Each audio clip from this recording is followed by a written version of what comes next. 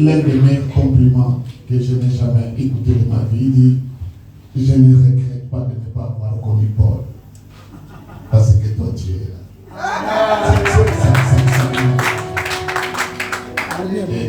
Et ma femme, quand elle me complimente, elle dit « Mon mari, c'est un chrétien. » Ça veut tout dire quand une femme dit ça. Mon mari, c'est un chrétien. C'est un enfant de Dieu. Ça veut dire, là, il faut demander pardon, je demande pardon. Là, il faut pleurer, je pleure. S'il faut se mettre à genoux parce que j'ai mal fait, je le fais. Nous sommes des enfants de Dieu. Nous le sommes. Et je bénis Dieu pour notre Église et pour notre pasteur. C'est mon fils. Ici à Abidjan, j'en avais pas deux. C'est mon fils, comme Paul dit, mon enfant légitime. Quelqu'un d'autre pouvait être son père spirituel, mais Dieu a eu pitié de moi. Que c'est ça,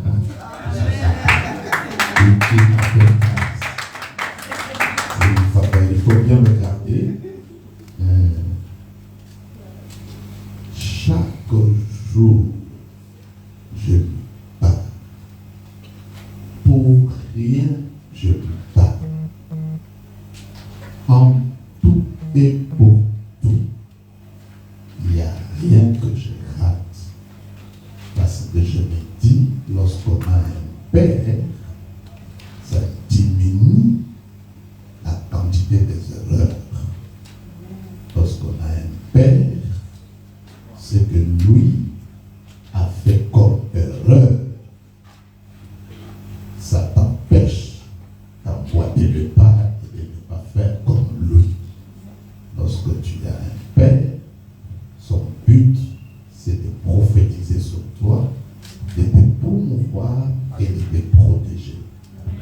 C'est bien d'avoir un père. Dieu est avant tout père, avant qu'il soit autre chose.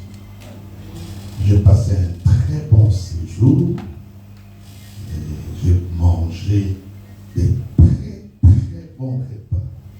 Même quand j'en parle, j'ai la salive non plus dans la bouche. J'ai bien mangé et c'était extraordinaire. Et j'ai passé un LMTV où j'ai eu au moins, j'ai enregistré dans 10 jours 19 émissions. C'était très laborieux. Mais je suis content d'avoir fait ça pour la gloire du Seigneur. Et je suis content que vous êtes là. Que Dieu vous bénisse. Je suis porteur de ce message de la grâce, le christocentrisme. Et je ne le porte pas simple comme prédicateur, mais comme le pasteur l'a dit, c'est ma vie de tout le jour. Et ma vie de tout le jour. Vivre sous la grâce. Merci à la chorale. Quand j'entrais, vous avez chanté mon cantique. Non, jamais tout seul. Jésus, mon sauveur, me garde. Jamais ne me laissera seul. On peut applaudir la chorale.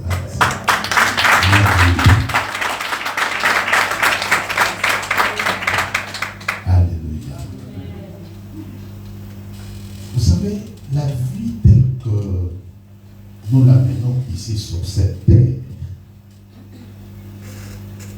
exige ce que j'appelle l'équilibre. C'est comme quelqu'un qui est sur une pirogue. S'il veut avancer, il ne doit pas pagailler d'un seul côté. S'il le fait, la pirogue va tourner, ça va faire le sous-place.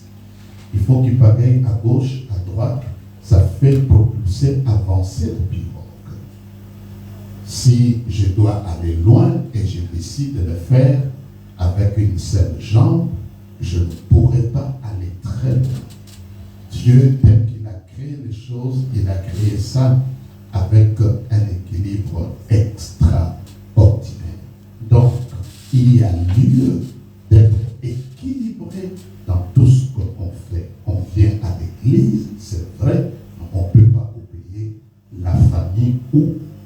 famille. Par exemple, je prie seul à la maison, mais je dois aussi prier ensemble avec tous les autres saints. Donc partout vous verrez, c'est comme un oiseau qui veut voler, aller très loin. Il ne peut pas le faire juste avec une seule aile, il faut le désert, ça va lui permettre de voler et d'aller très loin. Notre cerveau a deux parties, le cœur a deux parties, l'estomac deux parties, les yeux il y en a deux, les narines deux. Donc Dieu, homme, femme, il y a équilibre partout. Malheureusement, souvent, nous allons aux extrêmes. Et quand nous allons aux extrêmes, nous oublions le reste. Et comme prédicateur de la grâce, j'ai constaté les déséquilibres qu'on peut trouver auprès des gens qui écoutent le message de la grâce. Il y a aussi des déséquilibres. Et quand ce n'est pas équilibré, ça cause beaucoup de problèmes auprès de la personne et aussi auprès de la société ou de la communauté dans laquelle il se trouve. Parmi ces déséquilibres, vous le verrez par exemple, on est beaucoup plus doctrinal, mais on est moins pratique. Si nous amenons le christianisme sur le plan pratique, souvent nous sommes défaillants. Mais vous allez trouver des gens qui sont des légalistes, qui sont sous la loi, ils sont forts sur ce qui est pratique parce qu'on leur dit il faut faire ça, il faut faire ceci pour être béni. Et de l'autre côté, sur le plan de la doctrine, ils ne sont pas très forts. Donc, l'équilibre est très important. Quand tu lis la Bible, surtout les épîtres de Paul, lorsqu'il écrit, il y a une partie doctrinale, c'est vrai que c'est la grande partie, mais il y a aussi une partie pratique. Quand on dit, Marie, aimez vos femmes, aimez, soyez soumises, quelle attitude que nous devons avoir vis-à-vis, n'est-ce pas, des autorités, prier pour eux. Tu vois, cette partie-là, c'est la partie pratique. Et je ne dis pas qu'à vous, mais partout ailleurs où il y a le message de la grâce, vous allez constater qu'en ce n'est pas équilibré.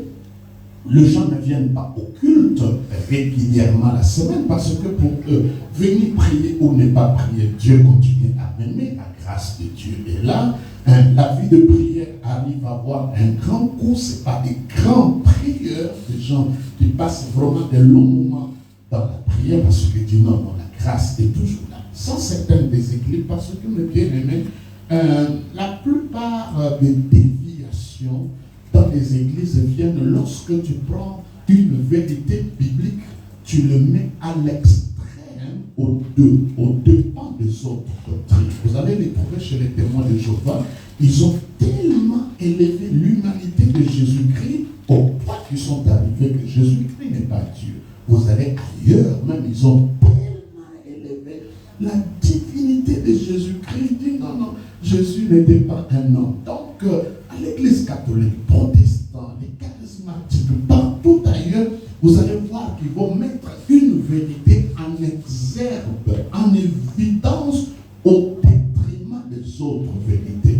Ça cause beaucoup d'équilibre. Vous allez voir même ça du point de vue d'église. Il y a des églises où on prie beaucoup, on jeûne beaucoup, mais cette église n'est pas organisée, n'est pas structurée. En tout temps, l'église, c'est la foi, une organisation et au même moment, c'est un organisme. Donc, l'équilibre est important.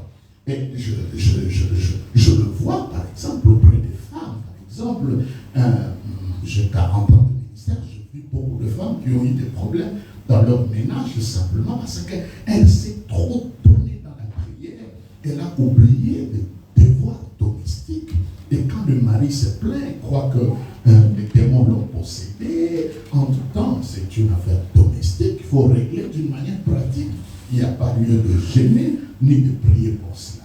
Alors, nous devons faire très attention. Sinon, si nous sommes trop doctrinales, nous allons créer des illuminés. Et si nous sommes trop pratiques, nous allons créer des fanatiques. Donc, il faut vraiment l'équilibre. C'est très, très, très important. Au lieu d'être trop fanatique et d'être illuminé, c'est comme tu ne vis pas ici sur terre, tu es dans les airs parce que toi, tu es tellement spirituel. C'est un vrai problème. C'est comme ça, vous verrez qu'il y a des gens, il est chrétien, mais il ne dort pas assez, il n'a pas le temps de se reposer. Par exemple, là, je voulais parler du vaccin, mais j'en parle pas. Il y a tellement de déséquilibres. Mais il y a lieu d'équilibrer. Alors, lisons quelques passages qui vont nous aider.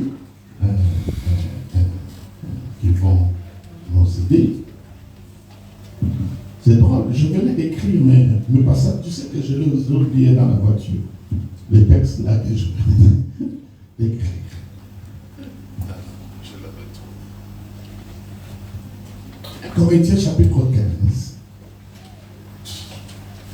Je ne viens pas vous prêcher, je viens parler avec vous. Je n'ai pas assez de force physique pour vous prêcher aujourd'hui. Et votre pasteur, c'est lui qui va le faire. Je viens vous donner quelques instructions. 1 Corinthiens chapitre 15. Vous avez trouvé? Il est quelle heure? 10 heures. Verset 10. C'est l'apôtre Paul qui parle de lui-même. Lisons-les tous ensemble. D'abord, tous ensemble. D'abord, allons-y. Par la grâce de Dieu, je suis ce que je suis. Et ça, c'est vrai. Nous sommes ce que nous sommes. C'est par la grâce de Dieu. Si ce n'est pas la grâce de Dieu, nous n'allons pas être ce que nous sommes. Même mouvoir mon doigt, c'est réveiller le matin, que je paye moi-même mes propres cheveux, et je m'habille. Tout ce que je fais comme un geste, un mouvement, c'est à cause de la grâce de Dieu. Si j'ai des enfants, c'est la grâce de Dieu. Si je suis en bonne santé, c'est la grâce de Dieu. Si je prends, n'est-ce pas, les dictionnaires médicaux et je vais passer mon doigt, il y a des maladies que moi je n'ai pas, mais qui sont là dans le dictionnaire. C'est la grâce de Dieu. Si je peux arriver jusqu'à ces jours, c'est la grâce du Seigneur. Donc c'est par la grâce de Dieu. Et ça, nous devons en être conscients que c'est par la grâce de Dieu. C'est pas la beauté, ce n'est pas la taille, ce n'est pas la tribu, ce n'est pas le parti politique, ce n'est pas, n'est-ce pas, là où tu es né. C'est juste la grâce de Dieu. Nous sommes bénéficiaires. Et l'apôtre Paul le dit clairement. Par la grâce de Dieu. Quand on dit par, c'est le moyen, c'est le pipeline, la voie par lequel, le chemin par lequel la grâce, c'est que je suis est arrivé. C'est la grâce de Dieu. C'est le Dieu par lequel toutes ces bénédictions sont passées. C'est Dieu-là, ce moyen-là, c'est la grâce de Dieu. Je suis ce que je suis. Continue, qu'est-ce qu'il dit? Et sa grâce envers moi est parfaite. C'est là maintenant le problème. Comment la grâce que tu as risque de devenir comment? Vaine, inutile. J'ai la grâce du Seigneur, la grâce de Dieu. Mais tu peux rendre cette grâce vaine, inutile. Ça ne te profite ni à toi, ni à ta famille, ni à la société. La grâce devient vaine. C'est comme quand tu vas en République démocratique du Congo, mes bien-aimés, on est le premier producteur, n'est-ce pas, du diamant industriel. On a le coltan. Tout ce que vous avez dans vos téléphones, c'est la République démocratique du Congo. Aujourd'hui, il y a nos villages où on va piocher l'or avec de seaux et de pelles. On a du bois rouge, on a du bois bleu. On a la plus grande partie de la forêt équatoriale qui est le poumon, n'est-ce pas, du monde à part l'Amazonie. On a un fleuve qui va du sud jusqu'à l'ouest, qui traverse tout le pays. Entre-temps, mes bien-aimés, cette grâce-là, c'est comme quelqu'un disait, quand Dieu distribuait le minerai, quand il est arrivé au Congo, il a titubé et une grande partie est tombée par là. On n'en profite pas. Donc, ce sont des grâces qu'on a, mais c'est vain. Il dit, c'est par la grâce de Dieu, je suis celui que je suis, mais la c'est vain, mes bien-aimés. Les minéraux sont là, le pétrole, il ne faut même pas en parler. Mais tu as des pays comme la Turquie, qui pouvait parler de la Turquie vers les années 90. Aujourd'hui, la Turquie, à cause, n'est-ce pas, des génocides des Arméniens, on les a interdits de ne pas utiliser leur pétrole durant 100 ans. Et là, ils n'ont pas encore fait usage de leur pétrole, mais c'est un pays qui se développe. Et je disais à mon fils, quand je suis ici, vous pouvez tout dire, la politique c'est ci ou cela, mais vous ne pouvez pas vous rendre compte le pays dans lequel vous vous trouvez. C'est vrai que les gens se plaignent, certes oui, mais si on fait une comparaison, mais bien aimé, vous avez des raisons d'être heureux, mais la grâce peut devenir vaine. Tu peux fouler ça au pied, tu peux rendre ça obsolète, inutile, inefficace, inopérante. Et l'apôtre Paul le dit ici clairement. N'est-ce pas? J'ai la grâce, n'est-ce pas, d'être un grand homme d'affaires, j'ai la grâce d'être une grande femme d'affaires, j'ai la grâce de marquer ma génération, j'ai la grâce, n'est-ce pas, d'aller très loin dans ma vie, j'ai la grâce d'avoir des grosses affaires, j'ai la grâce, on a toutes ces grâces, ça se trouve en nous. Dieu ne nous a rien privé. Mais malheureusement, par manque de ceci ou de cela, la grâce peut devenir vaine. Et l'apôtre Paul le dit. Et ça, c'est l'un des déséquilibres que nous trouvons dans les églises où on prêche la grâce. Parce que l'apôtre Paul donne la raison pour que la grâce ne soit pas vaine. Allons-y, qu'est-ce qu'il dit? Il dit, la grâce envers moi n'a pas été vaine. Allons-y tous ensemble. Loin de là. Loin de là. J'ai dit tout le monde, mes bien-aimés, nos yeux sur la Bible, sans exception. Allons-y.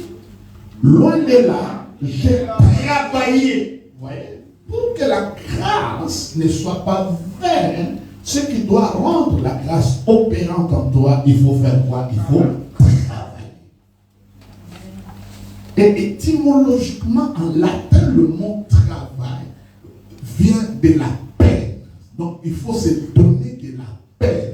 Il dit, la grâce de Dieu n'était pas vaine en moi parce que j'ai travaillé. J'ai travaillé. Je me suis donné les moyens de salir les mains. Je me suis engagé. J'ai travaillé. J'ai travaillé. Il dit, je travaillais. La grâce n'était pas vaine. Loin de moi. J'ai travaillé plus que tous. Il va même à une comparaison. Donc, il est possible que quand tu as la grâce de Dieu, que ton travail soit meilleur, soit à un niveau élevé par rapport aux autres. Mais qu'est-ce que je constate? Même moi, tant que pasteur, il arrive qu'à l'église, nous avons des frères qui occupent des postes importants dans le gouvernement ou même dans la société et qui viennent me demander, mais pasteur, est-ce qu'on peut embaucher, engager quelques frères? Et les piètres personnes qui ne travaillent pas comme ils le font, ce sont des gens de l'église. Ce sont des gens de l'église, mes bien-aimés. Je me pose toujours la question, mais pourquoi? C'est vrai qu'il y a quelques-uns que j'ai confié à des personnes élevées qui se sont distinguées, mais souvent j'ai toujours reçu des plaintes, mes bien-aimés, parce qu'on n'est pas des travailleurs. Nous nous trompons de juridiction. Nous ne sommes pas à l'église. Si par exemple tu travailles chez moi et que ton travail c'est nettoyer, je te trouve en train de lire la Bible, je t'ai licencié, je te chasse. Je ne t'ai pas engagé à venir travailler pour moi pour intercéder et lire la Bible. Tu es venu travailler. Ou ma sentinelle, ou celui qui veille, le matin je me réveille et dis, patron, j'ai rêvé. Quand tu dis que tu as rêvé, donc tu as dormi, je te chasse. Donc, travailler, c'est travailler. Et quand vous lisez la Bible, le Dieu que la Bible nous présente, ce n'est pas un Dieu sauveur, ce n'est pas un Dieu en costume, c'est un Dieu en salopette. Au commencement, Dieu crée le ciel et la terre. Donc la première information que j'ai de Dieu, ce n'est pas le salut, ce n'est pas la rédemption, ce n'est pas le sang. Non, non. La première information que me dit quand Dieu surgit sur la terre, entre dans les affaires des hommes, on me montre un Dieu en train de planifier, de réfléchir, et il se met à travailler. Et il n'a pas travaillé un seul jour. Vous voyez que tout était planifié. Dieu ne s'est pas fait le monde au hasard. La Bible dit au commencement, Dieu créa. Il a créé au niveau de la pensée, d'abord de l'imagination, parce que tout passe par là. Il a créé là au niveau. C'est comme ça, mes bien-aimés, les inquiétudes, les soucis, les préoccupations, ce sont des facteurs qui empêchent les gens de se développer. Parce que quand ta pensée est saturée par les inquiétudes, il est difficile de penser autre chose. C'est l'un des reproches que je fais aux dirigeants africains. Ça veut dire des histoires comme la nourriture, comme la santé, comme l'éducation, sous d'autres choses, ce sont des problèmes qui sont réglés complètement pour que le peuple s'occupe d'autres choses. Mais si on nous ramène encore à s'occuper de la nourriture, à s'occuper de toutes ces choses-là, le courant, l'électricité, l'eau, mes bien-aimés, c'est un vrai problème. Je suis allé à Singapour, j'étais étonné l'année où j'étais là, parce que c'est là où je vais souvent en vacances avec ma famille, et cette année-là, le budget, n'est-ce pas, de l'État, ils sont arrivés à la fin de l'exercice du budgétaire, et il y a eu un surplus. Maman, vous savez ce qu'ils ont fait? Ils ont distribué à chaque citoyen 5 000 $. J'aimerais bien être dans un pays comme ça. Amen. 5 000 $ à chacun. Parce que le budget n'a pas été consommé totalement. Donc, le reste est réglé. Le pays est réglementé. Le taxman ne peut pas avoir moins de 70 ans. Comme c'est un pays touristique, donc ils ont tout réglementé. Mais quand vous venez sous d'autres cieux, par exemple ici en Afrique, et l'Afrique, c'est vrai, quand vous regardez l'Afrique a la forme d'une interrogation. Donc nous qui sommes là, nous devons donner la réponse. Donc ça nous exige de travailler à arrache-pied pour que la grâce, toutes ces grâces que nous avons, les cacao, les diamants, toutes ces choses que nous avons, ne soient pas vaines. Donc quand vous prenez le monde entier, la population la plus jeune, ça se trouve en Afrique. Et quand vous regardez le réveil, la spiritualité, ça a commencé en Asie, c'est parti de l'Europe, des États-Unis. Maintenant, c'est tout. C'est nous qui vont boucler le boucle. C'est comme ça que vous allez ici à côté au Nigeria, vous trouvez les plus grandes églises du monde qui n'ont jamais existé. Ça veut dire des églises où l'hangar a plus de 2 kilomètres. Donc le pasteur, là où il est assis, la dernière personne est à 2 kilomètres. Une église à 1 million de personnes. Dans l'histoire, je suis professeur de l'histoire de l'église, donc on n'a jamais eu des églises comme ça. Donc, mais bien aimé dans le Seigneur, c'est notre temps et c'est notre saison pour que la grâce ne soit pas vaine. Il faut travailler. Est-ce que vous comprenez? Je ne parle pas d'être occupé, je dis de travailler. Et il n'y a pas d'excuse pour cela. C'est comme ça, vous verrez que nous, les pays francophones, on a un problème par rapport aux anglophones. Parce que quand ils vont à l'université, moi je suis étonné, tu vas à l'université veut dire univers. Ça veut dire que tu ne vas pas à l'université pour travailler pour quelqu'un d'autre. La finalité de l'université, tu dois travailler à ton propre compte. C'est comme ça que vous voyez des mots comme leader, il n'y en a pas en français. Chez nous, il y a des responsables, des dirigeants. On n'a pas de leader, on n'a pas de tête d'affiche. Et quand un mot ne se trouve pas dans une culture, il est difficile que le peuple puisse vivre et expérimenter le mot. Par exemple, quand vous allez au Congo, la ville est sale. L'une des raisons de la ville est sale, dans nos langues, il n'y a pas un mot qui traduit entretien. Il n'y en a pas. À Lingala, en Congo, en Chiluba, où on peut dire entretien, ça n'existe pas. Et quand un mot n'est pas défini, n'est pas vécu dans une société, il est difficile que le peuple puisse vivre ça. Donc, il est important que nous puissions travailler.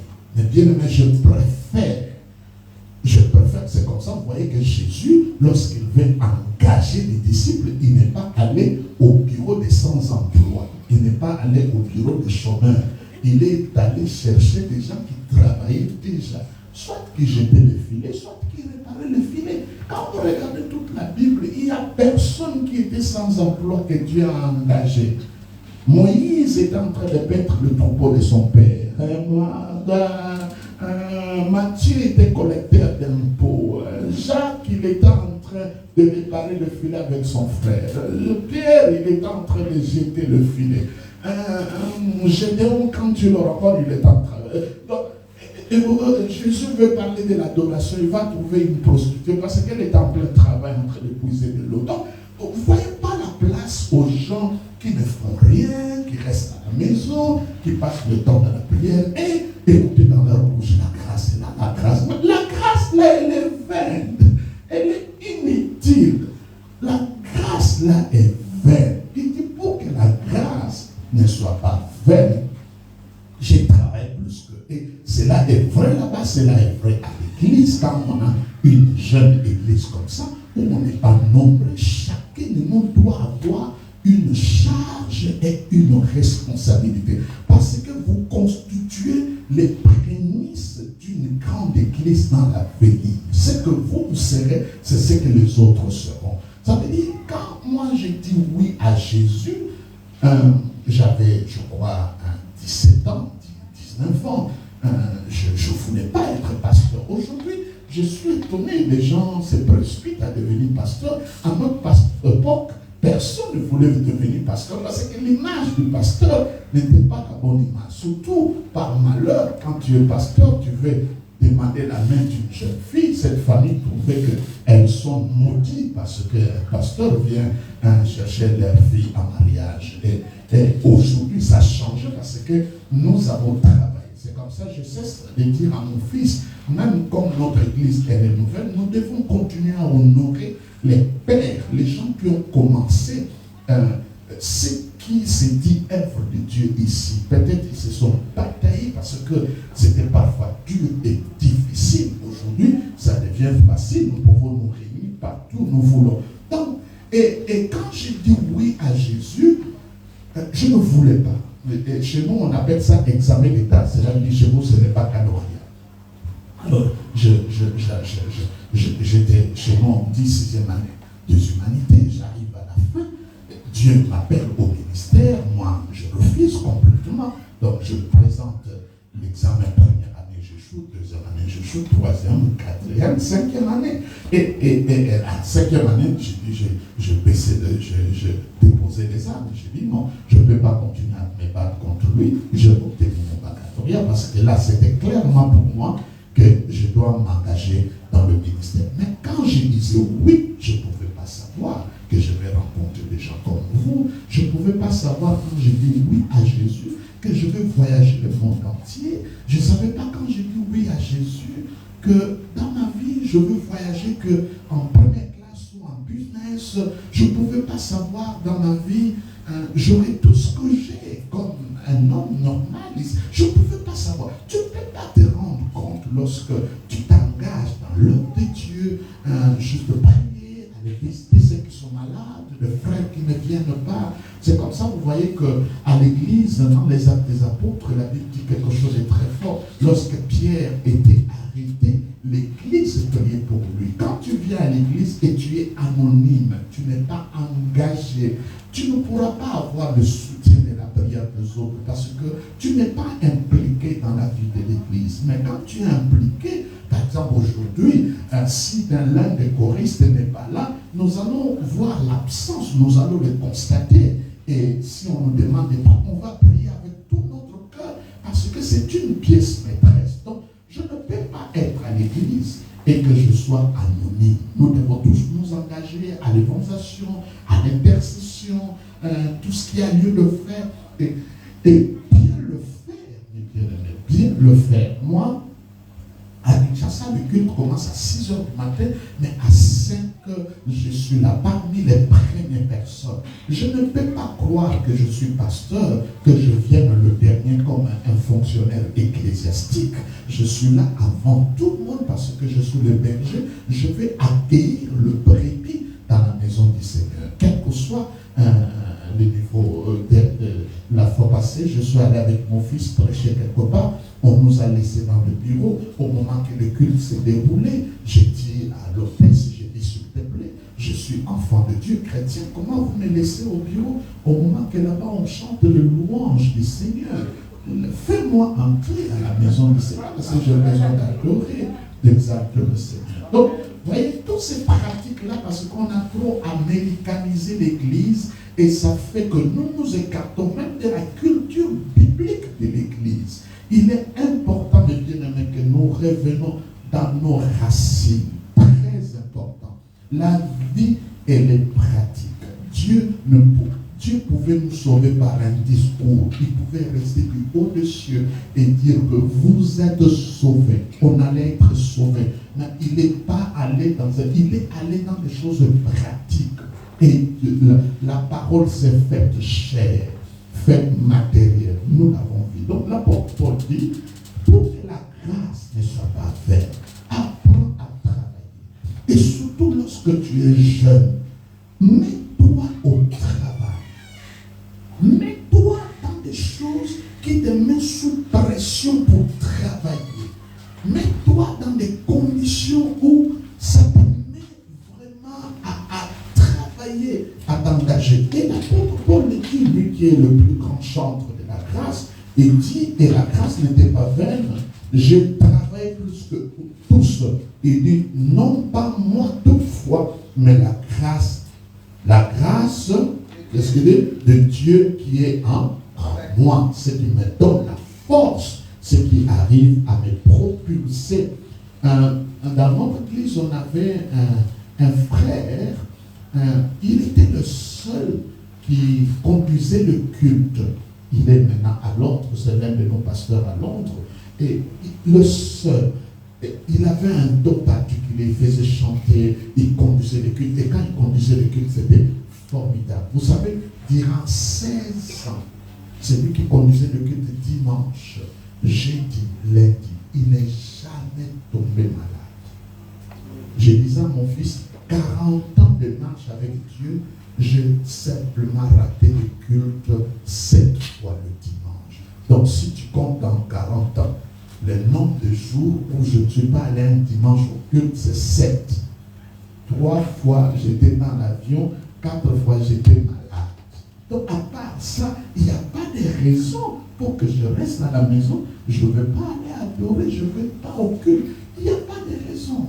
Donc la grâce de Dieu n'était pas vaine. J'ai travaillé plus que tous. Quand il dit ça, il parle des gens, mes bien-aimés, qui ont vécu avec Jésus, qui ont mangé avec Jésus. En fait, quand tu prends Paul et les autres, on peut croire qu'il est désavantagé parce que Paul n'était pas là quand Jésus a changé l'eau en vin. Paul n'était pas là quand Jésus a multiplié le pain. Paul n'était pas là quand Jésus a marché sur l'eau. Paul n'était pas là quand Jésus-Christ a ressuscité Lazare. Paul n'était pas là quand Jésus-Christ est mort sur la croix. Paul n'était pas là quand Jésus a ressuscité le fils de la veuve de Naïm.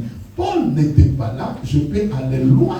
Paul n'était pas là. Ça veut pas dire parce que tu n'étais pas là que ça devient une excuse. Lui, il dit, malgré que je parais être désavantagé à ceux qui m'ont précédé, mais la grâce de Dieu m'a permis de travailler plus que eux tous. Et c'est vrai, il va écrire la moitié du Nouveau Testament. Il va implanter la plupart des églises et le plus grande vérité de la doctrine chrétienne, celui qu'il a reçu. Quel exploit extraordinaire. Celui qui est allé jusqu'au 3e siècle. Entre-temps, il n'était pas là quand Jésus était là physiquement. Ça veut dire, mes bien-aimés, la plupart des excuses, la plupart des faux fuyants, des alibis que nous utilisons utilisons pour que nous ne mettons pas le main dans la pâte. Mais bien aimé, ce n'est que des échappatoires. Un homme qui veut aller loin ou une femme qui veut aller loin, s'il y a un mot qui doit enlever dans son langage, c'est le mot excuse. Je vous donne un exemple. Si un matin nous nous réveillons, tout le monde s'excuse. Le médecin s'excuse. L'agent là où on distribue l'eau s'excuse. Les taxmen s'excusent. Le médecin s'excuse. Parce que tout le monde a des choses pour lesquelles il s'est excusé. Comment sera le monde? On se réveille le matin, tout le monde s'excuse. Un jour, moi aussi comme pasteur dimanche, je m'excuse. Les choristes s'excusent. Bien aimé, il n'y a pas de culte là. Si vous voulez aller loin, n'ayez pas tendance tout le temps, excusez-moi, tu donnes des raisons, tu ne pourras pas être excellent. Quand vous regardez l'Europe, particulièrement les climats en Europe, ce sont des climats qui ne sont, je vous l'ai dit, qui ne sont pas cléments, ce sont des climats durs. Mais regardez comment l'Européen a construit, n'est-ce pas, sa nation. Nous sommes dans des beaux climats, on n'en a que 2, saison sèche, saison de pluie, on n'a pas la neige, on n'a pas trop la terre elle est très bonne, c'est fertile, mais on s'embourbe dans des excuses, dans des échappatoires. Oh non, je ne suis pas ceci parce que je suis veuve, je suis orphelin, mon mari m'a abandonné. Entre temps, il y a des gens qui ont vécu la même chose que toi, mais qui ont utilisé ça pour se hisser du haut de sommet. Vous savez, la différence entre nous et les animaux se situe sur quelque chose de très important. Parce que quand tu prends un animal, tu prends un être humain, maman, à tout point de vue, nous sommes désavantagés par rapport aux animaux. On n'est pas le plus costaud. Les hommes ne sont pas plus costauds que les animaux. Parce que quand tu prends girafe, éléphant, rhinocéros, ils sont costauds. Là, moi, j'habite, je suis à côté du fleuve. Et de temps en temps, j'ai l'hippopotame qui sort du fleuve. Ils sont là derrière, ils sont costauds. C'est plus de 3 tonnes comme animal. Ils sont costauds. Quand tu vois, tu dis, mais ça c'est quoi les éléphants, tu prends girafe. Ça veut dire même pour le vie, rapidité, longévité, une tortue peut vivre 80 ans. Une tortue peut quitter l'Australie et pondre ses œufs en Afrique du Sud. Donc il a parcouru toutes ces distances-là. Donc un animal est beaucoup plus avantageux que nous. Il vit dans des conditions catastrophiques, mais il peut vivre longtemps. Mais où est-ce que nous laissons passer les cerveaux? Vous voyez, Dieu nous a donné quoi? Les cerveaux. Le fait que nous avons les cerveaux, nous pouvons voler plus que par l'avion, on peut courir plus que par la voiture, on peut aller même à la lune. Donc c'est les cerveaux. Et il est très important, mes bien-aimés, que notre christianisme ne soit pas un christianisme qui ne met pas l'intelligence dans ce que nous faisons, dans ce que nous accomplissons, l'organisation, les structures, une vie organisée. Tu te réveilles le matin, tu sais, tu as planifié, je vais faire ceci, je vais faire cela, regardez mes objectifs dans cette année, voici ce que je vais accomplir. Avoir une vie comme ça, ma manière de dépenser l'argent, je dois vraiment faire très attention. Parfois, je confonds dépenses et gaspillage. J'ai un téléphone qui marche déjà, mais parce qu'il y a iPhone 12 Pro, j'achète simplement.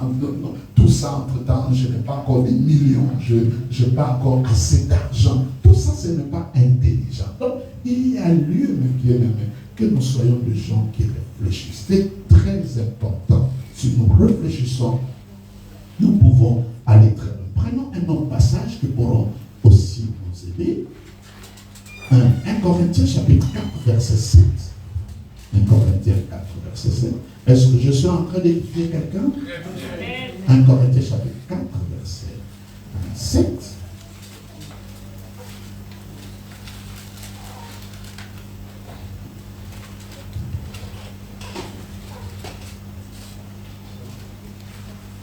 Je ne veux pas que vous soyez une église des illuminés, des gens qui sont doctrines. Non, non, il ne faut pas simplement ça. Allons-y. Allons-y. J'aimerais bien que tous nous puissions lire. C'est mieux. 1 Corinthiens, que je te dis, 1 Corinthiens chapitre 4, verset comment? Allons-y, qu'est-ce qu'il dit? Voyez, qu'est-ce qui te distingue? Dis à ton voisin, j'ai le droit de me distinguer. Et j'ai le droit d'être différent de toi.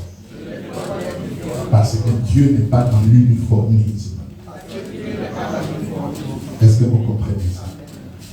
Qu'est-ce qui te distingue?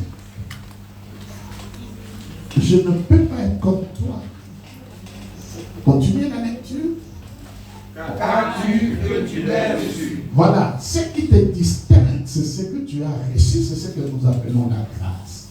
Chacun de nous a une grâce différente. Il y a des choses que toi tu peux faire facilement que moi je ne pourrais pas faire. Parce que je n'ai pas le don, je n'ai pas le talent, je n'ai pas l'habileté. Et entre-temps, tout est important, tout est utile. Je disais à mon fils, je lui disais, il faut avoir tout le monde, il ne faut pas mépriser les gens. Alors, une image qui m'est venue, tu sais, quand tu vas à l'hôpital, on te soumet dans une batterie des examens, radio, tout ce qu'il faut. L'un des examens qui m'a toujours fait rire, c'est quand on te demande d'apporter Jésus de Dieu. Vous comprenez ce que je veux dire? Hein? Tu comprends? Tu peux m'aider à voir la note? C'est clair comme ça. Bon, je l'ai dit sous l'autorité de maman. Les sels, voilà. Ça c'est le mot. Ça c'est beaucoup plus. On te demande de porter ton sel ou les sels. En temps normal, les sels c'est pas bon. Tu ne peux pas les toucher, c'est mauvais. Mais là, c'est lui qui va déterminer si tu vas vivre ou mourir. Il devient important. Même quand tu es président, tu dois le prendre toi-même, sans l'aide de qui que ce soit. Tu fais passer la main par derrière, tu l'attrapes gentiment, tu le mets dans la boîte et tu le mets dans la voiture bien assis. Et tu regardes et ça tombe pas. En temps normal, il n'y a rien d'inutile. Il n'y a pas. Et quand tu arrives au sang, tu cours au lavabo. Et dès que tu le déposes, tu veilles que ça ne se mélange pas. Dis ça, c'est pour moi.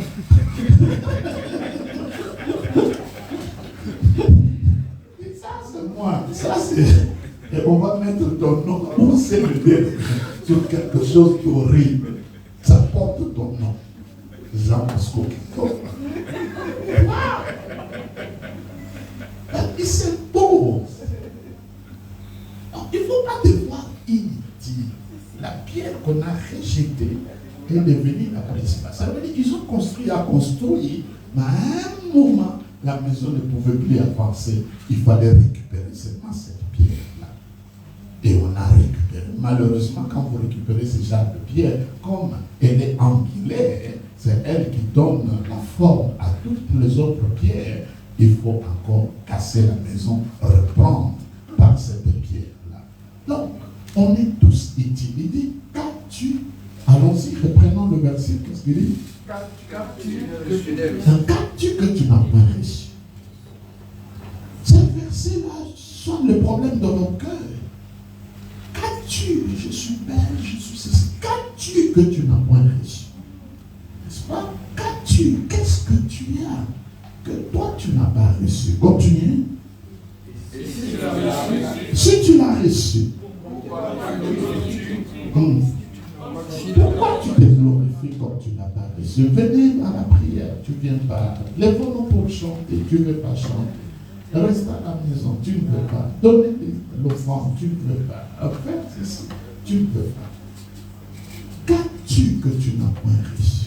Et si tu l'as reçu, pourquoi ça m'orgueille? Pourquoi tu es orgueilleux des choses qui n'émanent pas de toi, qui ne procèdent pas de toi? C'est juste des cadeaux, des grâces que Dieu t'a donné pour te distinguer d'autres personnes.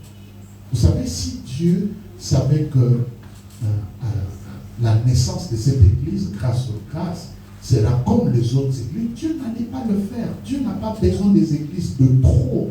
Dieu a fait cette église pour quelque chose qui manque dans ces pays, dans cette ville et dans ces sous-régions. Et si vous ne les découvrez pas, vous allez faire comme la même, ceux qui vous ont précédés. Vous existez pour être différents. Est-ce que vous comprenez maintenant? Et nous devons, c'est comme ça la Bible dit, Dieu nous a donné des dons différents. Tous ne seront pas des prédicateurs. Je vois, il y a des enfants là, on a besoin des gens qualifiés pour s'occuper des enfants. À l'église, il y a beaucoup de choses à faire. Beaucoup. Et ce qu'il faut enlever dans votre tête, c'est de croire à l'église, il y a des choses spirituelles, il y en a d'autres matérielles. Pas du tout. Même celui qui vient arranger les chaises, c'est spirituel.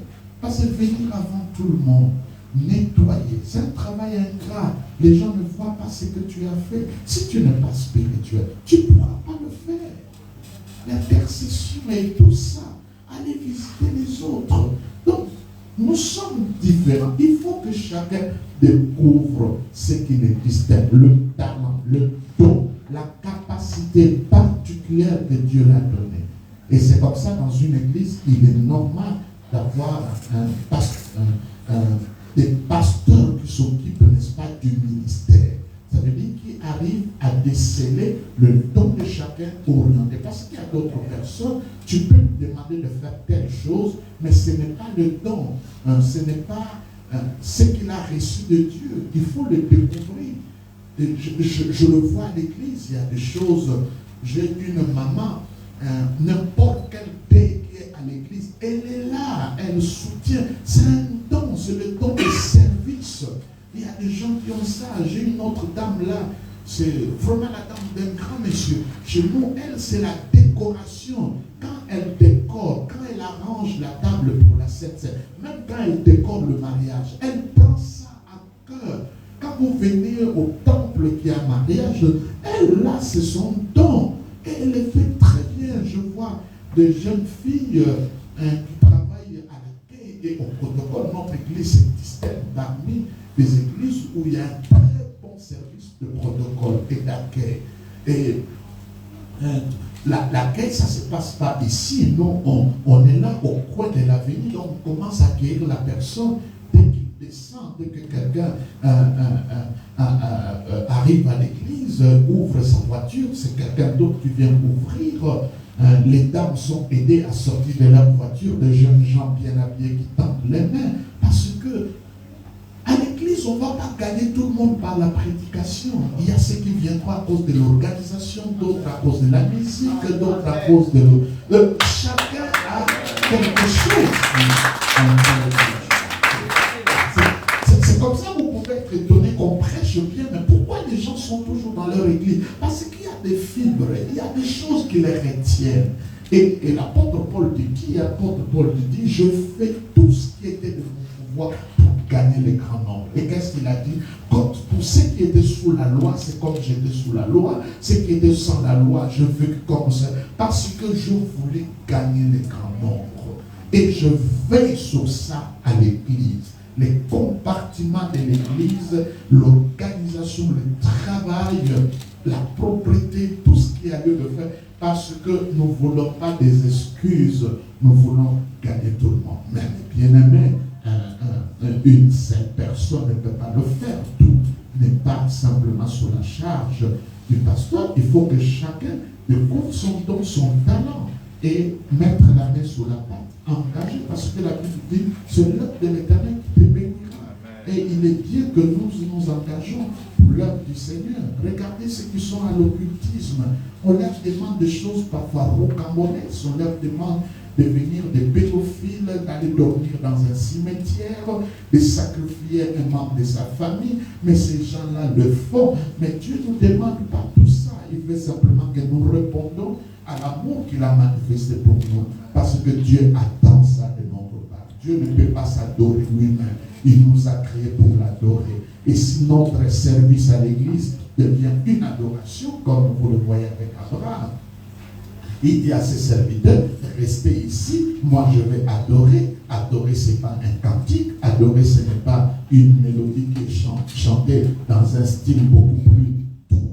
Adorer, c'est une action. Il a amené son enfant. Quand je donne mon adoration, et vous verrez que dans les églises de grâce, on parle contre la dîme, mais c'est l'église où les gens ne donnent pas, où les gens sont avares, cupides, et tout cela. Mais entre-temps, mes bien-aimés, si nous prétendons que l'amour de Dieu a envahi notre cœur, mais manifestons-le par les réponses que nous donnons. Et comme je l'ai dit, si tu réalises que tout ce que tu as, ça vient de Dieu, tu ne peux pas être avare. Tu ne peux pas être avare. Tu vas donner, tu vas partager. Pour venir ici, je payais mon billet moi-même, mais pour l'hôtel, je n'ai pas de problème. J'ai payé l'hôtel moi-même, mais comme c'était, je devais être à MTV à côté. L'hôtel où je me trouvais, c'était 4 étoiles. Donc, pour Dieu, je ne peux pas... non, je ne peux pas calculer. Il m'a pris de loin et il va m'amener très loin. Donc le meilleur, c'est pour lui. Et l'apôtre Paul lui dit, qu'as-tu que tu n'as pas reçu? Qu'est-ce que tu as que toi tu n'as pas reçu? Et pourquoi tu as de la peine à lui rendre ça? Parce qu'il le mérite. Il le mérite, notre force, notre jeunesse, notre énergie. Tout ce que nous avons, nous devons lui apporter ça. Prenons Proverbe chapitre 1. Proverbe chapitre 22, verset 29. Proverbe 22, 29.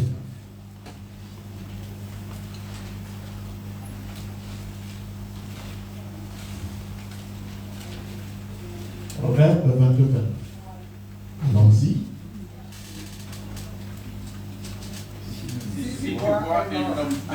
Si tu vois un homme habile ou excellent, n'est-ce pas? L'habileté et l'excellence dans son travail. À partir de ce verset, nous comprenons quelque chose. Quand quelqu'un fait bien son travail, ce qu'il fait est observable. Tu ne dois pas dire, moi je fais des bonnes choses, les gens ne voient pas, donc tu ne fais pas.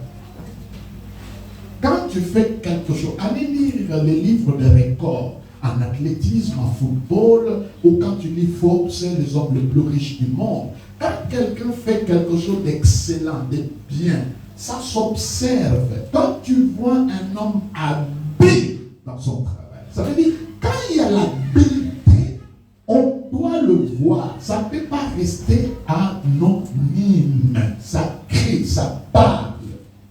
Quand tu prêches bien, tu chantes bien, tu t'occupes bien des autres, ce que tu fais, quand c'est bien, c'est observable.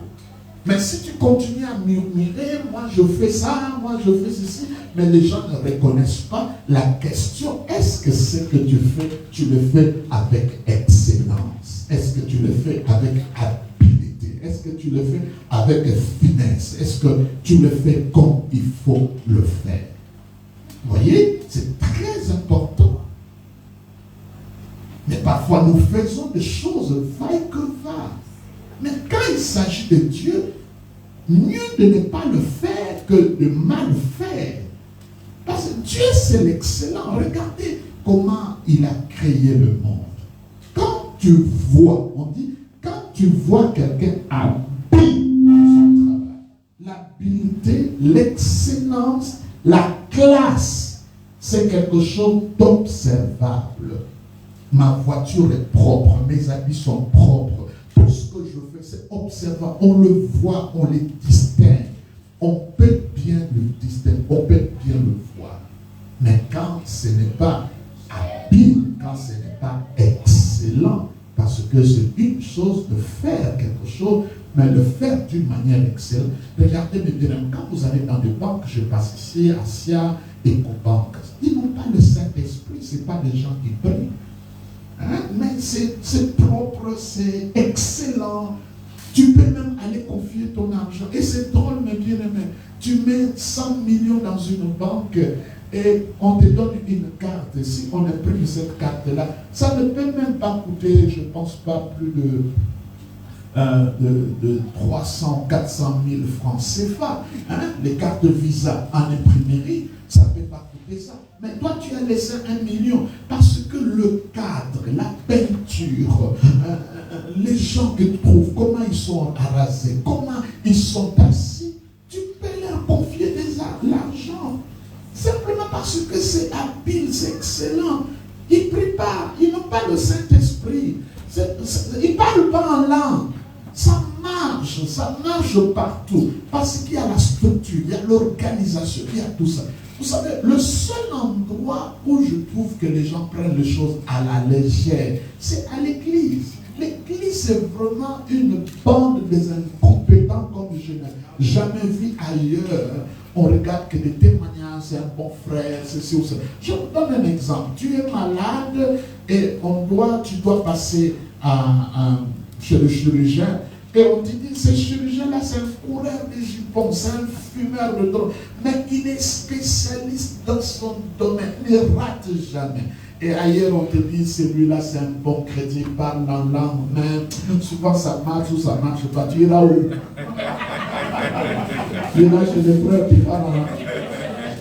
Tu vas mourir, tu vas rester. Je vais aller chez celui qui fait, mais qui est compétent. C'est là où je vais aller. Est-ce que vous comprenez? Je vais aller là où il y a la compétence. Mais à l'église, non, c'est en tout temps.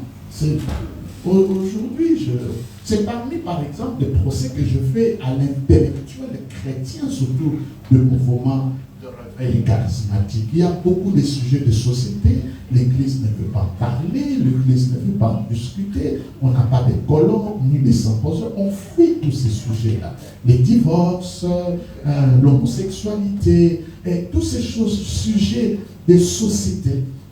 Il faut que l'Église dans une nation se réunisse en tant de positions claires, établies dans la parole de Dieu. Les sociologues, les psychologues, des gens selon son domaine de bien-aimé qui se retrouvent là. Vous savez, quand Jésus-Christ a dit la moisson est grande qui a peu d'ouvriers, en fait, il voulait simplement dire la moisson, c'est le monde. Le monde aujourd'hui, le grand monde aujourd'hui, est divisé en petits mondes. Monde économique, monde politique, monde d'affaires, monde scientifique, monde sportif, monde religieux, monde de petits mondes. Alors quand il dit la moisson est grande, mais il n'y a pas assez d'ouvriers, ça veut dire dans tous ces petits mondes, il n'y a pas assez de représentants. Quand vous allez dans le monde sportif, vous n'allez pas trouver aujourd'hui avec le Brésil. Il y a beaucoup de Brésiliens qui sont des chrétiens, qui sont à un niveau beaucoup plus élevé. Donc vous pouvez trouver des croyants et des chrétiens dans le monde sportif. Mais regardez ici, allez, tu es chrétien, mais vas-y, va jouer au tennis, entre dans un club de football, va dans un parti. Ne créez pas un nouveau parti politique, va déjà dans ce qui existe, apporte la lumière là. Agissez, travaillez, va beaucoup plus loin, soit dans les mouvements signatines, porte le message, ne va pas ailleurs. Mais bien, nous devons représenter Dieu partout. Aujourd'hui, vous avez les hommes les plus riches ici, dans votre pays, ce ne sont pas des chrétiens, ce ne sont pas des croyants. Vous savez pourquoi aujourd'hui, quand vous prenez l'islam et le christianisme, l'islam s'implante rapidement avec une force terrible, simplement parce que l'islam va d'un appui extraordinaire. Il y a des nations entières qui sont des nations islamiques. Vous êtes d'accord avec moi? Les nations sont islamiques. Quand on parle de nations, c'est ce que la Bible appelle le pouvoir, le royaume. Ça veut dire qu'ils ont le pouvoir matériel et financier. À partir de ce pouvoir, ils peuvent imposer, n'est-ce pas, leur religion partout dans le monde.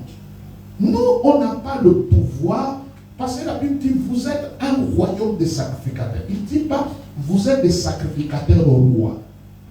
Avant que nous soyons des sacrificateurs, nous devons être d'abord le roi. Le roi, c'est comme le trône et l'autel. Quand on a fait une étude, il dit tous les royaumes qui existent dans le monde, le royaume de Maroc, le royaume de Belgique, la Grande-Bretagne, l'Angleterre, tous les royaumes, tôt ou tard, peuvent devenir des républiques. Le seul royaume qui ne pourra jamais devenir une république, c'est le royaume d'Angleterre. Parce que la reine Élisabeth, elle a à la fois le trône et l'autel. C'est lui qui est au trône, qui règne dans l'Angleterre, et c'est lui aussi qui est comme la première personne, n'est-ce pas, de l'église anglicane. Vous voyez, là son mari est mort, vous voyez la cérémonie, c'est passé là au temple, parce que c'est là où elle a son pouvoir. Même la couronne qu'elle a portée, c'est le prêtre qui lui a fait porter ça. Donc, elle a ces règnes-là, le trône et le sacrificateur. Mais parfois, l'église, on est comme des féticheurs. Les féticheurs, c'est quelqu'un qui marie les filles des autres, ses propres filles ne sont pas mariées, il donne l'argent aux autres, lui n'est pas. Et c'est drôle de prier beaucoup, d'être pauvre, tu n'as rien. C'est mauvais, il n'y a rien de bon dans la pauvreté. La pauvreté est mauvaise. Il ne faut jamais l'accepter. Est-ce que vous comprenez ça? Amen. Est-ce que vous comprenez? Donc il est important pour nous de travailler. C'est comme ça, à l'église, on peut avoir même des ristournes. On met des ristournes. Celui qui va manger le premier, après c'est un autre. Parce que nous voulons nous entraider pour qu'on soit meilleur. Et sous d'autres si ça se fait, et les gens excellent. C'est l'entraide, on se soutient mutuellement les uns les autres. Et c'est faisable. Donc il est important, mais bien aimé, que nous réalisons ça. Tout ce que j'ai, ça vient de Dieu et rien. Et si quelqu'un est habile dans son travail, habile, tu es excellent. Il faut que le chrétien, là où il se trouve, soit excellent. Excellent. En tant qu'étudiant, en tant qu'élève, j'étais excellent. En tant que mari, je dois l'être. Excellent. Depuis que je suis ici, je jette que les woody, le woody, c'est pas pour moi. Il y a une personne qui m'attend là. Vous voyez, donc, les robes, les ceci, les cela, je montre que ce n'est pas suffisant. Donc, encore aujourd'hui, je vais ajouter. Donc, c'est comme ça. Parce que je dois l'être, mes bien-aimés. Donc, excellent dans ce que nous faisons. Donc, si tu vois quelqu'un habile, je dis simplement, quand tu es habile, tu es excellent dans ce que tu fais, ça va être comment? Observant. Allons-y, continuez à la lecture Proverbe. Vous êtes fatigué? Jamais. Allons-y, Proverbe, qu'est-ce qu'il dit? Non, reprenons, quand quelqu'un. Ça veut dire quand on est habile, ce n'est pas un discours, c'est dans son ouvrage. On est habile pas dans ce qu'on dit, on est habile dans ce qu'on fait. Pas dans ce qu'on dit. Parce qu'il y a beaucoup de discours, surtout vous les Ivoiriens, vous parlez trop. Habile dans son travail. C'est un peuple qui parle ici en Afrique, c'est vous. Des grands discours. Oh là là. Je n'ai jamais vu parler. Mais si quelqu'un habite à son ouvrage dans ce que tu fais, les gens vont observer, vont voir, non, cette personne, cette femme, elle est excellente. Il est excellent. Qu'est-ce que vous comprenez? Amen. Amen. Habite dans son travail. Mais quels sont les bénéfices qui viennent après? Qu'est-ce qu'on dit? Voilà, ça va le propulser qui se tient devant le roi. Donc quand tu es excellent dans ce que tu fais, Dieu va permettre que tu rencontres les grands. Ah non, c'est la vérité que tu es là. Si tu n'as pas des amis des grands, la preuve que ce que tu fais, tu le fais mal. Parce que si tu le fais bien, tu vas te tenir devant des grands. Tu vas te distinguer. On va te repérer. David était au moins, mais c'est son talent de jouer à la harpe qui l'a amené à la maison du roi. Tu es comptable, tu es ce que tu fais, fais le bien. Sois avant tout le monde, que le patron voit que tu fais bien ton travail. Tu fais bien le rapport, tu suis bien les choses. C'est très bien médité. Et la Bible dit, tu vas te bénir devant des grands, dans n'importe quel domaine. N'importe quel domaine. Tu vas te bénir devant des grands. Continuez, qu'est-ce qu'il dit?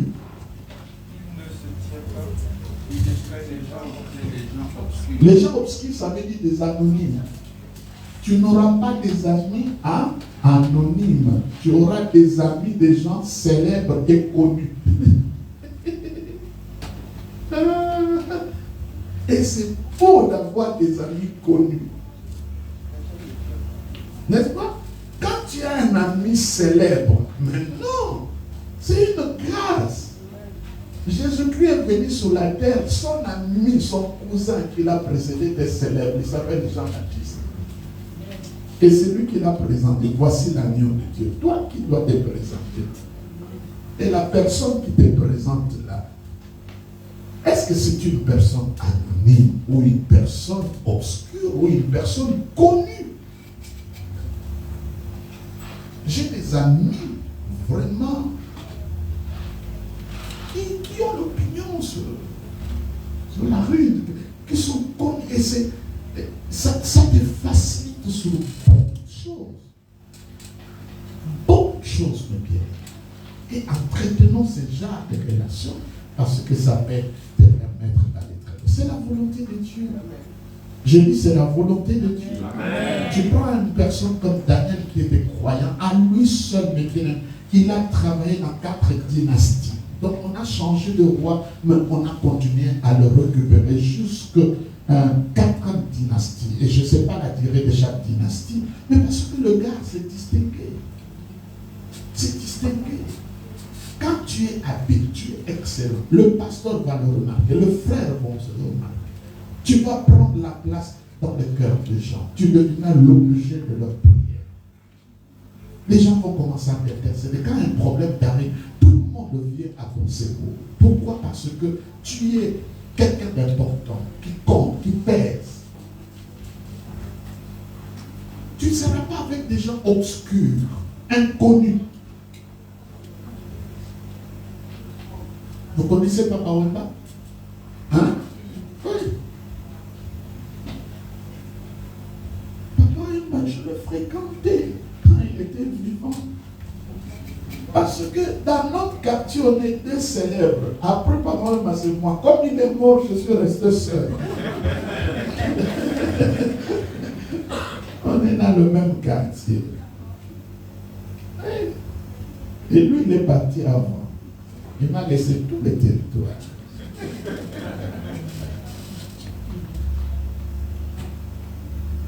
Mais il ne venait pas prier pour moi, mais je le fréquentais. J'ai encouragé dans ce qu'il fait. Donc, et mes bien-aimés, les gens habiles, les gens, se faire des amitiés avec des célébrités, des gens qui sont connus. Et, papa, c'est une bénédiction. C'est une grâce, il faut choyer ce genre de grâce. Mais pour le choyer, il faut être rapide. Joseph s'est distingué, il s'est retrouvé pas. N'importe quelle personne, Esther, il s'est retrouvé comme reine. Voilà ce que tu fais, fais le bien. Je vais terminer par ce passage parce que je dois intervenir ailleurs à 12h30. Matthieu chapitre 25, regardez.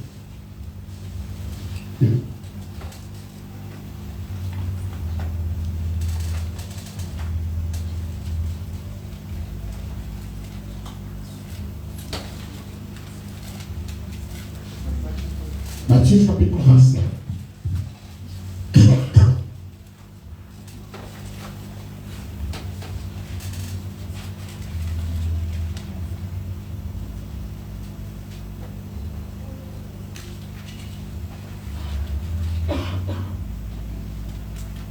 Verset 14, allons-y tous ensemble à haute voix. Allons-y, 1, 2, 3.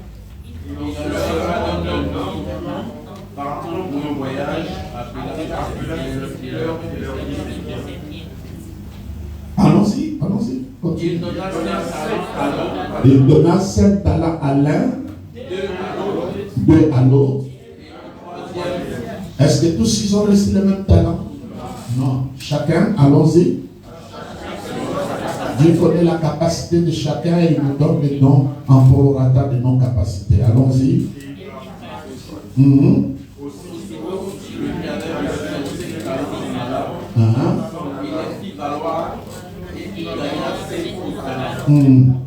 même, celui qui avait reçu les 2 talents, gagna 2 autres.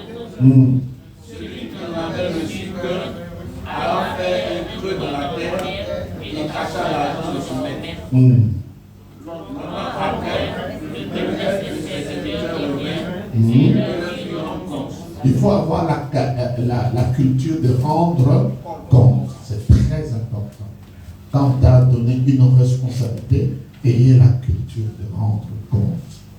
Voyez, à chacun son talent, n'est-ce pas? Mais pas la même quantité de talent. Quand nous parlons de talent, nous pouvons remplacer ça par des grâces parce que ça ne leur appartenait pas. C'est ce qu'on les a donnés. Vous êtes d'accord avec moi? Vous êtes d'accord avec moi? Est-ce que vous êtes d'accord de nous? Chacun de nous a reçu quelque chose? Voyez le pied que tu as là, parfois tu te moques de ton pied. Mais Messi avec son pied est devenu millionnaire. Ce n'est pas la tête, le pied. Lui, c'est le pied. Est-ce que vous comprenez? Ce que Dieu t'a donné, sois habile avec ça. Mais ces passages montrent que quand le maître est retourné, chacun devait rendre compte. Celui qui a reçu 5 talents a présenté combien?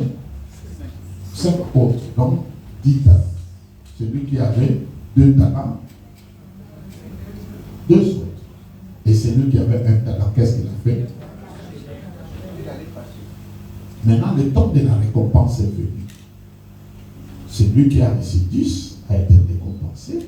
Celui qui a amené plus de 5, celui qui a amené plus de 2. Ça veut dire, on ne récompense pas la grâce, on récompense le travail.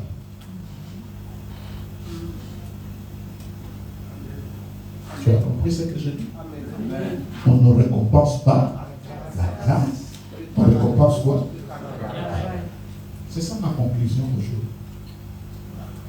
Tu as la grâce, bravo, mais la récompense, c'est pas sur la grâce, c'est sur le travail.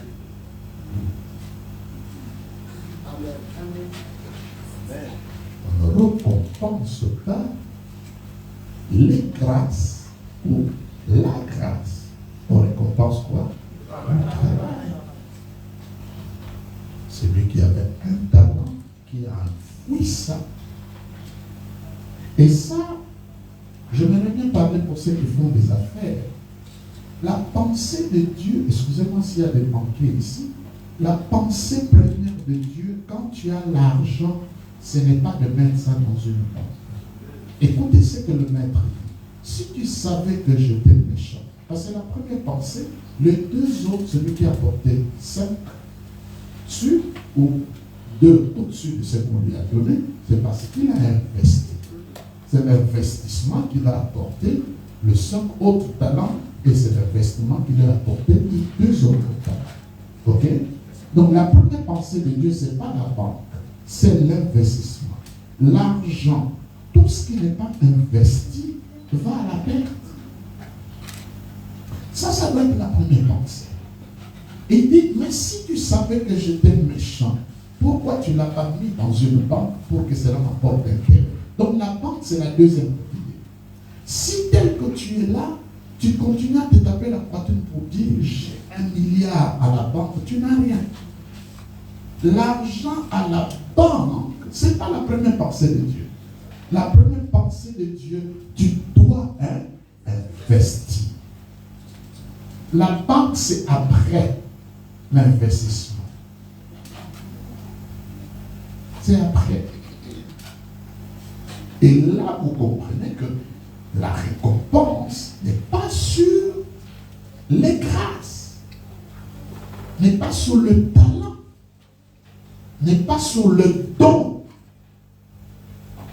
La récompense est sur le travail que tu as fait, sur ce qu'on t'a donné, sur la grâce qu'on t'a donnée. Si tu ne travailles pas la grâce, le talent, le don qui t'a été donné, il n'y a pas de récompense.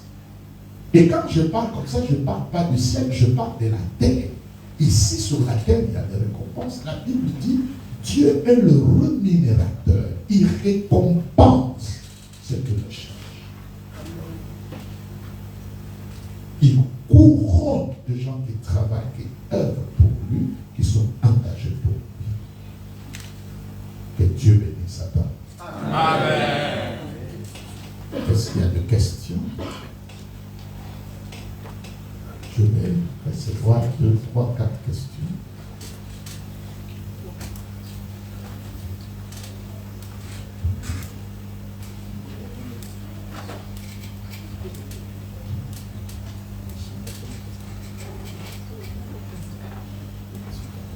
Quelque chose que vous n'avez pas bien saisi, je peux revenir.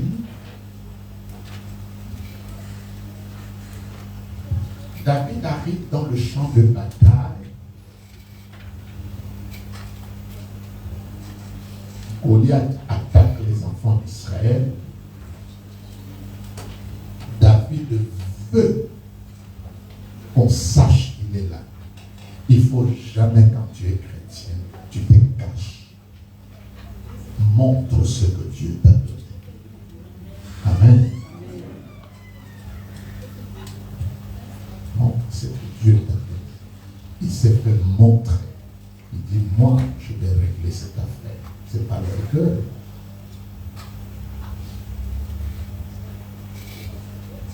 Il y a une question? Oui, ma fille.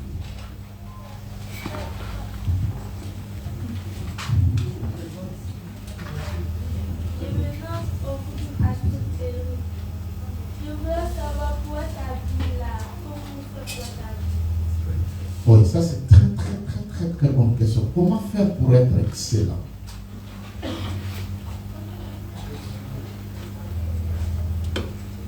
Je vais vous dire quelque chose qui peut-être que nous aimons pas trop. Il n'y a pas d'excellence, il n'y a pas de travail qui va loin sans pression. Les gens qui se mettent sous pression, ce sont des gens qui deviennent excellents. Nous cherchons toujours de casser la pression. Entre dans la pression, c'est un propulseur. Quand la Bible parle du chrétien, parmi les images, nous sommes comparés ou le Saint-Esprit ou l'œuvre de Dieu à l'onction. On ne peut pas avoir l'huile sans pressoir. C'est quand tu es sous pression que l'huile jaillit. Ça veut dire, tu es en quelle classe? 4e. Ça veut dire, si tu veux être excellent, tu vas à l'école, tu fais tes devoirs, tu aides maman à la maison, tu viens à l'église, tu chantes à la voix. Donc, tu as une pression. C'est ça qui va te mettre sur le chemin de l'excellence. Tu ne dis pas parce que je vais à l'école, je n'irai plus à la répétition, je ne veux plus à l'église, je ne vais pas aider maman. Quand tu te mets dans une situation comme ça, tu ne pourras jamais être meilleur.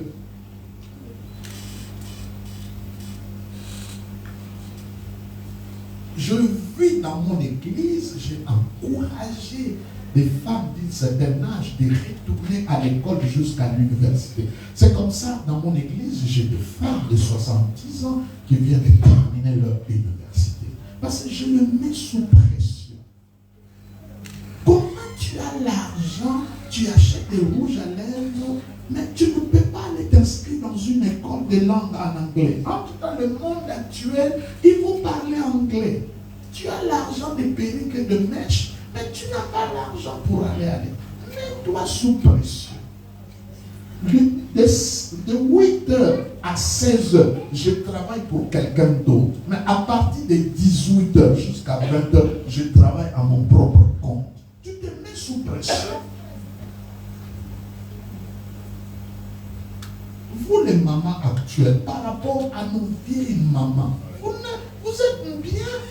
Vous avez des fers à repasser électriques. À l'époque, c'était en charbon. Et vous avez 10 enfants derrière. À midi, on mange. La nourriture n'était jamais absente sur la table. Comment ils faisaient tous ces mamans-là?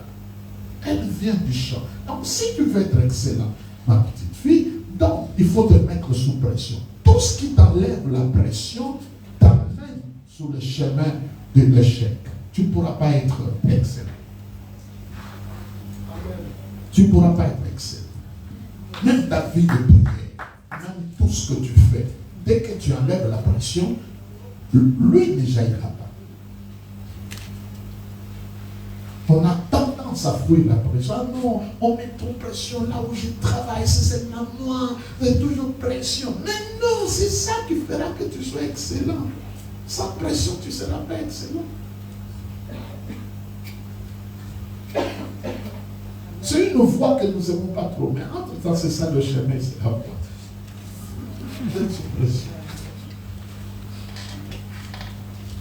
Votre pasteur souffre avec moi parce que je l'aimais parfois rire des preuves. Posez-lui la question. Dis-lui combien de fois il a eu des larmes aux yeux. Parce que je le mets sous pression. Parce que pour moi, je n'ai pas besoin d'un prédicateur, simplement. J'ai besoin d'un homme. Un homme de Dieu n'est pas forcément un prédicateur. Il y a beaucoup de pasteurs, il y a moins de hommes de Dieu. Il y a beaucoup de politiciens, moins de hommes d'État. N'est-ce pas? Il y en a moins. Et l'écart là, c'est la pression, la sagesse et le travail qui arrive à créer ça. Je vais vous dire, mes gars, tout ce que nous consommons passe par la pression. Tu ne peux pas manger la nourriture si tu ne l'as pas passé au feu. Même le fruit que tu manges, tu l'as arraché d'un arbre. C'est une pression pour ça. Le coq, même pour le trouver, tu le poursuis, ça tu le portes pression. La chaussure que tu portes là, c'était la peau d'un animal qu'on a tué, donc on l'a poursuivi, bam, il est mort. Donc, tel que vous êtes là, en fait, on est des meurtriers. Tout ce que nous portons sont passés par la mort. Il n'y a rien de vivant que tu portes. Chaque jour, tu manges sur ton assiette, tu es en train de participer au funérailles de quelque chose.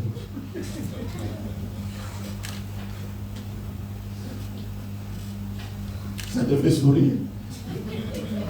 Moi aussi. Tu as compris la pression? Tu as compris? Maintenant, si déjà jeune, tu te mets dans cet état, à un certain âge, ça devient automatique. Tu le feras plus sans pression. Vous comprenez? Parce que quelque chose qu'on fait au-delà de 30 fois, ça devient la nature. Le cerveau s'adapte, le cerveau capte, crée des automatismes, et après tu le fais normal. Vous voyez, depuis que je commence à vous parler, je peux aller comme ça jusqu'à 18 heures. 18 heures. Parce que je suis fait dans ça. Je vis de ça. Mon cerveau. Mais on n'a pas de pression. Toujours moi. Maintenant, vous le verrez à la maison. Quand les parents ont l'habitude de t'employer que toi, sois heureux. On est fort. La pression là crée en toi un caractère, une nature. Donc, si tu veux être habile, il faut te mettre sous quoi? Non, prononcez bien les mots, vous n'aimez pas. Dites-le encore fort. Encore fort. Pression. Sans pression, il n'y a pas d'excellence.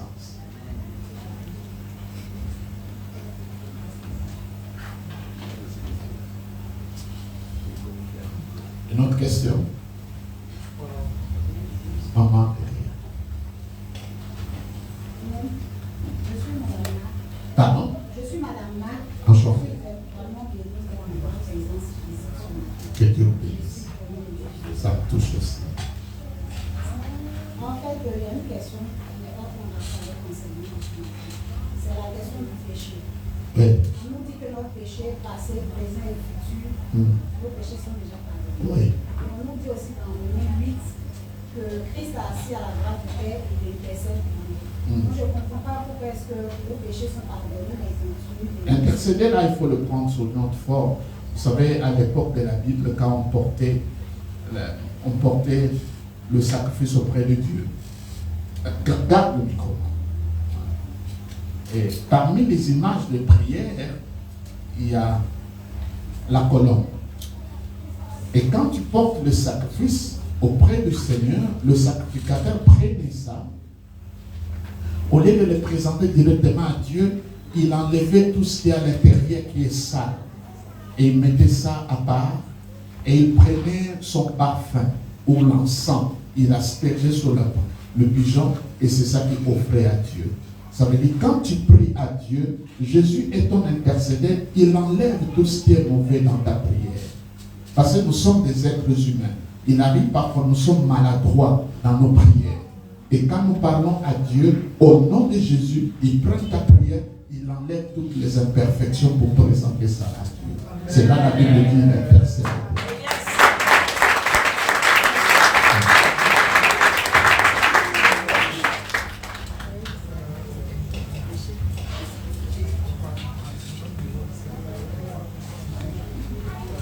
Oui. Gloire à Dieu. Je suis le frère Marc Verdiano. Dans l'évangile de la grâce que nous avons reçu, c'est qu'il nous retardait, ou du moins nous empêchait d'agir. C'est le fait qu'on disait qu'il fallait croire. Croire sans faire. Donc, aujourd'hui, avec l'enseignement qu'on a reçu, j'ai compris qu'il fallait travailler. Ce travail-là, il est effectivement physique. Donc c'est notre foi dans cet évangile-là. On dit, sans les œuvres, la foi est morte. Ça, c'est Jacques qui dit. Ça veut dire, quand tu dis que tu crois et que tu ne poses pas des actes correspondants à ce que tu crois, c'est inutile. Il faut travailler. Vous savez, quand tu lis toute la Bible, Dieu n'a pas résolu tous les problèmes de la même manière. Il n'a pas résolu tout par la prière. Il n'a pas tout résolu par le jeûne. Il n'a pas tout résolu par l'écoute de la parole. À chaque problème, Dieu avait toujours une solution. Et prenons toutes les solutions variées de Dieu. Hein? Ton mari te reproche parce que tu ne prépares pas bien. Toi, tu te mets à gêner, à chasser le démon. Donc, apprends à préparer. C'est une affaire pratique et domestique. Il n'y a rien de spirituel.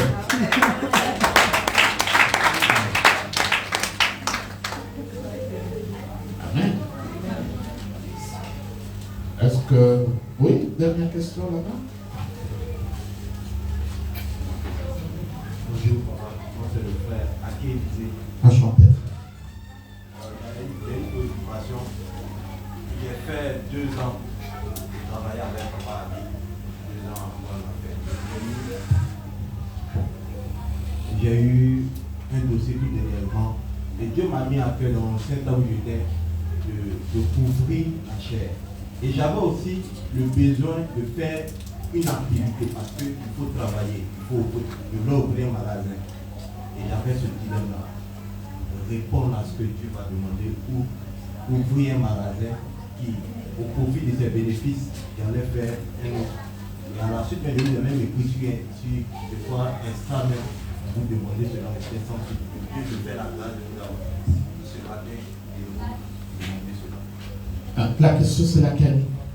Est-ce que, avec l'argent que j'ai obtenu suite à ce dossier, c'est-à-dire c'est le dernier dossier, je peux dire le dernier dossier, je ne suis pas bien société, est-ce qu'il faut ouvrir un magasin pour répondre à ce que Dieu m'a demandé? Qu'est-ce qu'il t'a demandé?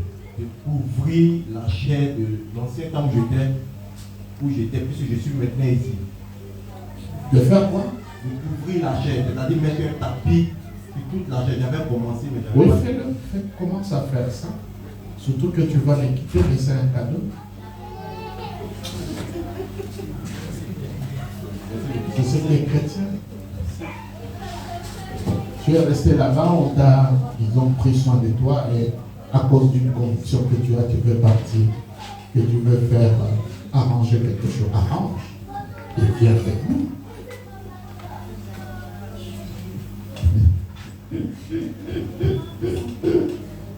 Hein? J'ai failli dire, donnez-moi cet argent. Mais j'ai surmonté la tentation. Au nom de Jésus. Non, je blague. Il faut le donner.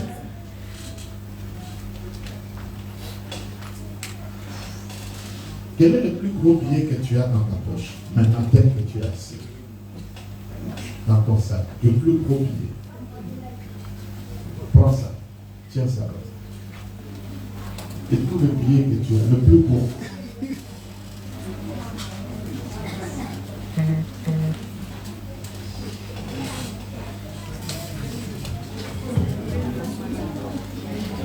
L'argent ne parle pas. Pourquoi vous parlez?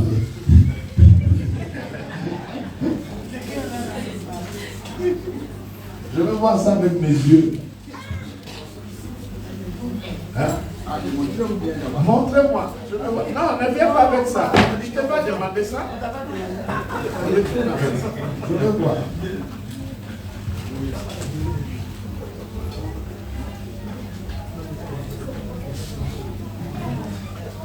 Ma fille, tu n'en as pas? Tu n'en as pas?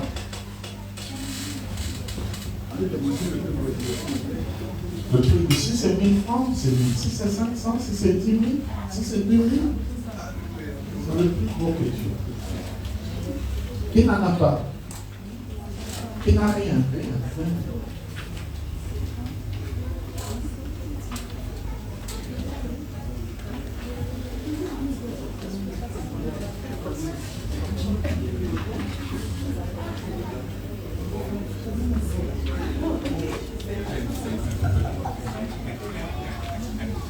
Tu t'appelles comment?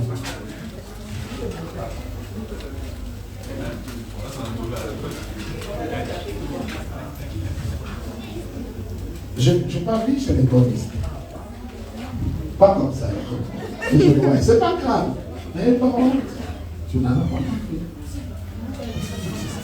Ah, tu as. Vous hésitez. Voyez? Ce qui est drôle, c'est de voir que vous venez à l'église, mais vous ne préparez pas vos enfants à la cour de la maison. C'est vraiment comme une poubelle. Et ça, c'est ça qui prouve que c'est difficile pour vous impacter. L'argent qu'on amène à l'église pour donner, à partir de la maison, tu le mets dans l'enveloppe. C'est sérieux. C'est sérieux, mes frères. À vie comme ça, il est difficile. Difficile.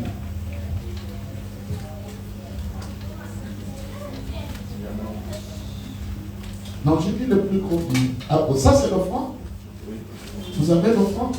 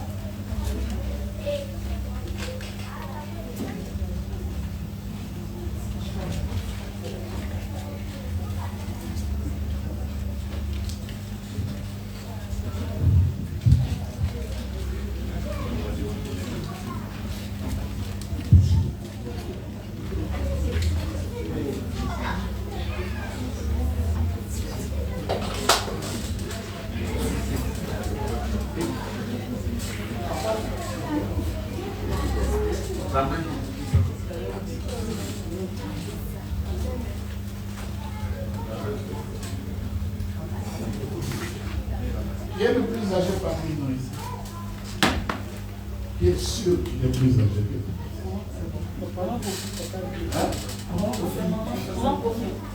Oui, le plus âgé. Qui est le plus âgé ici? C'est vrai? Sûr?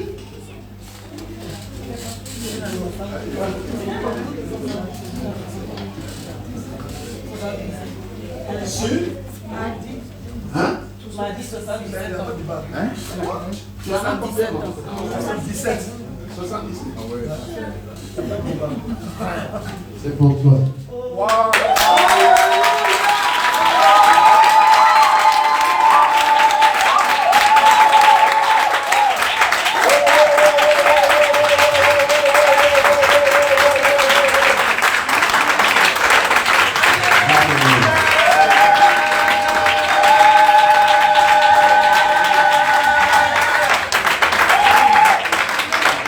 Il ne faut pas pleurer.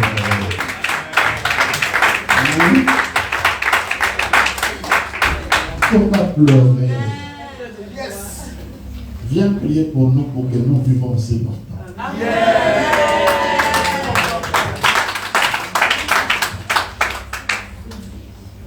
Prie de ton cœur que personne ne meure avant l'âge que toi tu as. Donnez le micro. Nos yeux sont fermés.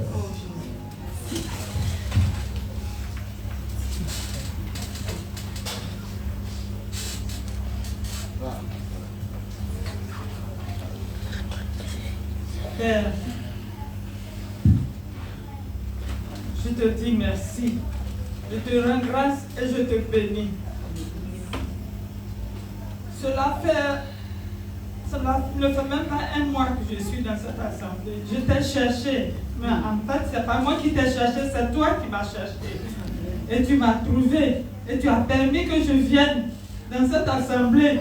Éternel Dieu Tout-Puissant, pour recevoir, pour comprendre ce que c'est que la grâce. Parce que je t'ai égaré, je t'ai perdu. Je savais que j'avais été délivré du péché, que j'étais juste, mais le reste, c'était autre chose. Et tu as permis que je vienne connaître la vérité.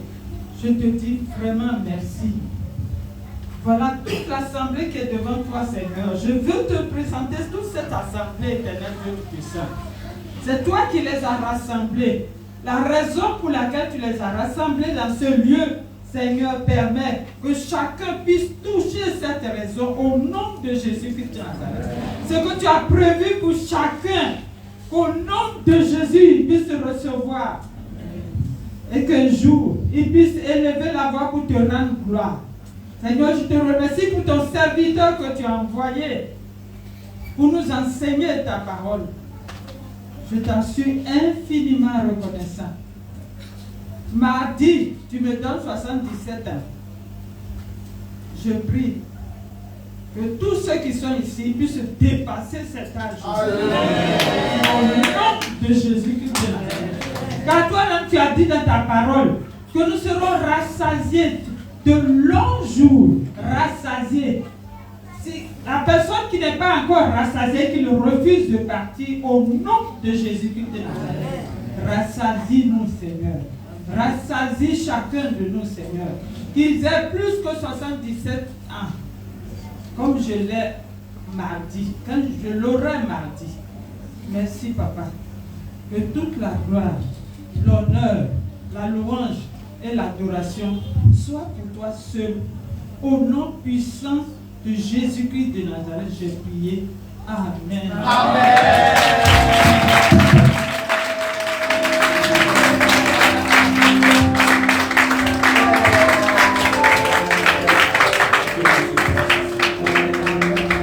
Amen, amen. Allez. Je vais courir, je vais aller prêcher ailleurs. Et que Dieu bénisse. Je reviens au mois de septembre. Alléluia. Alléluia. Bon, papa s'en va. Il faut aussi repartir. Amen. Amen. Après de 15 années de théologie, on a reçu en moins d'une heure la démonstration de l'amour, de la grâce, de la bonté et de tout ce qui peut aller avec. Amen. J'ai beaucoup de choses à dire, mais je dois partir. La paix, la grâce et la solution. Amen.